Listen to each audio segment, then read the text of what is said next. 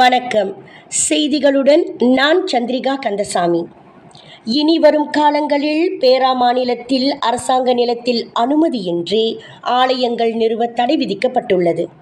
மேலும் சொந்த நிலத்தில் ஆலயம் நிறுவ வேண்டுமென்றாலும் அரசாங்கத்தின் அனுமதி பெற்றிருக்க வேண்டும் என்ற அறிக்கை ஒன்றை பேரா மாநில அரசாங்கம் வெளியிட்டுள்ளதாக பேரா மாநில மனிதவளம், சுகாதாரம், ஒற்றுமை மற்றும் இந்திய சமூக நலத்துறை அரசு ஆட்சிக்குழு உறுப்பினர் சிவனேசன் கூறினார். ஹாராம் ஆலயங்கள் என்ற வார்த்தையை இனி யாரும் பயன்படுத்தி மற்ற சமயத்தினரை இழிவுபடுத்தும் நடவடிக்கைகளை மேற்கொள்ளக்கூடாது. இந்நாட்டில் இந்த ஆலயங்கள் நூற்றாண்டுக்கும் மேலாக இருந்து வருகின்றன. அவற்றில் பெரும்பாலான ஆலயங்கள் அரசாங்க நிலத்தில் அனுமதியின்றி கட்டப்பட்டுள்ளன என்றும், ஆனால் இந்த ஆலயங்கள் சங்கப்பதிவு இலாக்காவில் பதிவு செய்துள்ளன என்பது முற்றிலும் உண்மை. இன்று ஆலய நில பிரச்சனைகள் உருவானதற்கு முழு காரணம் மஸ்ஜித் இந்தியா பத்ரகாளியம்மன் ஆலயமாகும். இந்த ஆலயம் 1947ஆம் ஆண்டில் தோற்றுவிக்கப்பட்டது என்பது இதன் தொடக்க கால வரலாறும் ஆகும் என அவர் குறிப்பிட்டார். இந்த ஆலய நிர்வாகத்தினர் ஏன் இவ்வளவு காலமாக ஆலய நிலத்தை பெறுவதற்கு நிலவள இலாக்காவிடம் விண்ணப்பம் செய்யவில்லை? இந்த ஆலயத்தின் சூழ்நிலைக்கேற்ப இன்னமும் பல ஆலய நிர்வாகத்தினர் செயல்பட்டு வருவதைக் கண்டு வருத்தப்படுவதாக அவர் கூறினார். அரசாங்க அனுமதியின்றி கட்டப்படும் ஆலயங்கள் மீது அரசாங்கம் நடவடிக்கைகள் மேற்கொள்ள முடியும் என சுட்டிக்காட்டிய சிவனேசன், குறிப்பாக பேராக்கில் தாப்பா, பத்துகாஜா மற்றும் தைப்பிங் மருத்துவமனைகளில் ஆலய வளாகத்தில் சிறிய அளவில் ஆலயங்கள் இன்று வரை செயல்பட்டு வருகின்றன. ஆனால் தற்போது சிஸ்மா வாயிலாக புகார்கள் செய்யப்பட்டுள்ளன. அதன் அடிப்படையில் இவ்வாலயங்கள் குறித்து ஆய்வு செய்யப்பட்டு இந்த ஆலயங்கள் ஒருபோதும் உடைக்கப்படாது என்று அவர் உறுதியுடன் கூறினார். இந்த ஆலயங்கள் மருத்துவமனை வளாகத்தில் இருப்பதால் பிரச்சனை எழுந்துள்ளது என்று மருத்துவமனை இயக்குனர் அல்லது அதன் பணியாளர்கள் எந்த ஒரு புகாரும் செய்யவில்லை.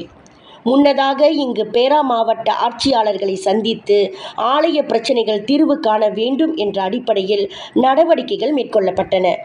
இன்று மட்டும் 15 ஆலய பிரச்சனைகள் குறித்து கலந்தாலோசிக்கப்பட்டு அவற்றில் குறிப்பாக கோலகங்சார் அரண்மனை வளாகத்தில் இருந்து வரும் ஆலயத்திற்கு மாற்று இடம் அடையாளம் காணப்பட்டு இடமாற்றம் விரைவில் நடைபெற ஏற்பாடுகள் செய்யப்பட்டு வருவதாக இந்த கூட்டத்தை வழிநடத்திய ஆட்சிக்குழு உறுப்பினர் சிவனேசன் மேலும் கூறினார்.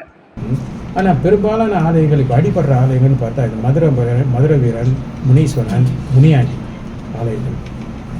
ஒரு ஆலயம் கோலகங்சாரில் அரச அரண்மனை இருக்குன்னு தெரியும். அந்த அரண்மனை வளாகத்திலே ஒரு ஆலயம் இந்த மலேசியாவில் இருக்குதுன்னா அது கோலகங்சா அரண்மனை தான் இருக்குது. இப்போ அதை அங்கேருந்து நான் எடுக்கணுன்ட்டு ஒரு புகார் வந்திருக்கு.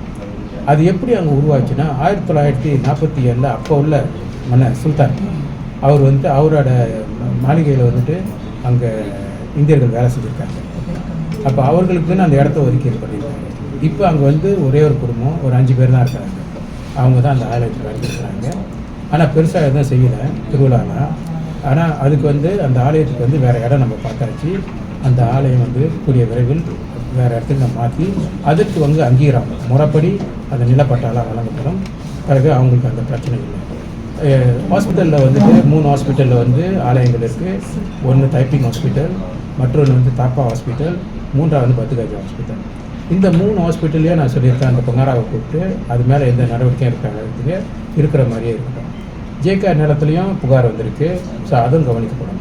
ஆனால் இன்றைக்கி உட்காந்து இங்கே பேசினதில் ஏறக்குறைய 50% ஆலயங்களுக்கு ஒப்புதல் கொடுத்தாச்சு. அவங்க தொடர்ந்து அங்கே இருக்கலாம். அவங்களுக்கு நிலமும் நம்ம ஏற்பாடு பண்ணி கொடுக்கணும். விலையில் மேலும் செய்திகளை தெரிந்து கொள்ள கீழே இருக்கும் பெல் பட்டனை அழுத்துங்கள். உங்கள் ஆதரவை வெளிப்படுத்த லைக் மற்றும் ஷேர் செய்யுங்கள். தொடர்ந்து விண்வெளியுடன் உங்கள் பயணத்தை தொடர்ந்திருக்க சப்ஸ்கிரைப் செய்யுங்கள்.